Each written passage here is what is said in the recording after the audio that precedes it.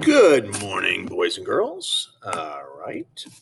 Today we are continuing on with Because of Winn-Dixie. Before I get started, we just finished chapter 10 yesterday.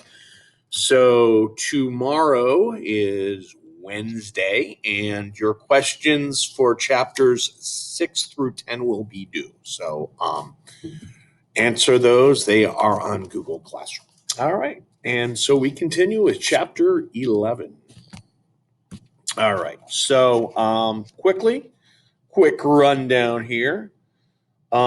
She met Gloria Dump, and she and Opal told her all about her life and what's going on with her. So, we move on to chapter 11. That night, there was a real bad thunderstorm. But what woke me up wasn't the thunder and lightning. It was Winn-Dixie, whining and butting his head against the bedroom door. Winn-Dixie, I said, what are you doing? He didn't pay any attention to me. He just kept beating his head against the door and whining and whimpering. And when I got out of bed and went over and put my hand on his head, he was shaking and trembling so hard that it scared me. I knelt down and wrapped my arms around him, but he didn't turn and look at me or smile or sneeze or wag his tail or do any normal kind of Winn-Dixie thing. He just kept beating his head against the door and crying and shaking. You want the door open? I said. Huh? Is that what you want? I stood open. I stood up and opened the door, and Winn-Dixie flew through it like something big and ugly and mean was chasing him. Winn-Dixie, I hissed, come back here. I didn't want him going and waking the preacher up. But it was too late. Winn-Dixie was already at the other end of the trailer in the preacher's room. I could tell because there was a spoing sound that must have come from Winn-Dixie jumping on the bed. And then there was a sound from the preacher like he was real surprised, but none of it lasted long. Because Winn-Dixie came tearing back out of the preacher's room, panting and running like crazy. I tried to grab him, but he was going too fast. Opal, said the preacher. He was standing at the door to his bedroom. His hair was all kind of wild on top. And he was looking around like he wasn't sure where he was. Opal, what's going on? I don't know, I told him. But just then, there was a huge crack of thunder, one so loud that it shook the entire trailer. And Winn-Dixie came shooting back out of my room and went running past me, and I screamed, Daddy, watch out! But the preacher was still confused. He just stood there, and Winn-Dixie came barreling right toward him like he was a bowling ball, and the preacher was the only pin left standing. And wham! They both fell to the ground. Uh-oh, I said. Opal! Said the preacher. He was lying on his stomach, and Winn-Dixie was sitting on top of him, panting and whining. Yes, sir, I said. Opal! The preacher said again. Yes, sir, I said louder. Do you know what a pathological fear is? No, sir, I told him. The preacher raised his hand, rubbed his nose. Well, he said for a minute, it's a fear that goes way beyond normal fears. It's a fear you can't be talked out of or reasoned out of.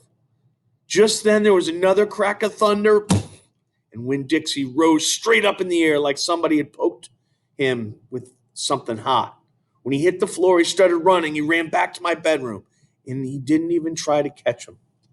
And I didn't even try to catch him. I just got out of his way. The preacher lay there on the ground, rubbing his nose. Finally, he sat up. He said, Opal, I believe Winn-Dixie has a pathological fear of thunderstorms. And just when he finished his sentence, here came Winn-Dixie again, running to save his life. I got the preacher up off the floor and out of the way just in time. There didn't seem to be a thing we could do for Winn-Dixie to make him feel better. So we just sat there and watched him run back and forth, all terrorized and panting. And every time there was another crack of thunder, Winn-Dixie acted all over again, like it was surely the end of the world. The storm won't last long, the preacher told me. And when it's over, the real Winn-Dixie will come back. After a while, the storm did end. The rain stopped, and there wasn't any more lightning. And finally, the last rumble of thunder went away, and Winn-Dixie quit running back and forth and came over to where me and the preacher was sitting and cocked his head like he was saying, "What in the world are you two doing out of bed in the middle of the night?" Then he crept up on the couch with us in this funny way he has, where he gets on the couch an inch at a time, kind of sliding himself onto it, looking off in a different direction, like it's all happening by accident, like he doesn't intend to get on the couch, but all of a sudden, there he is. And so the three of us sat there. I rubbed Winn-Dixie's head and scratched him behind his ears the way he liked. And the preacher said, "There are an awful lot of thunderstorms in Florida in the summertime." "Yes, sir," I said. I was afraid that maybe he would say we couldn't keep a dog who went crazy with pathological fear every time there was a crack of thunder. "We'll have to keep an eye on him," the preacher said. He put his arm around Winn-Dixie. "We'll have to make sure he doesn't get out during a storm. He might run away. We'll have to make sure we keep him safe." "Yes, sir," I said again. All of a sudden, it was hard for me to talk. I loved the preacher so much. I loved him because he loved Winn-Dixie. I loved him because he was going to forgive Winn-Dixie for being afraid.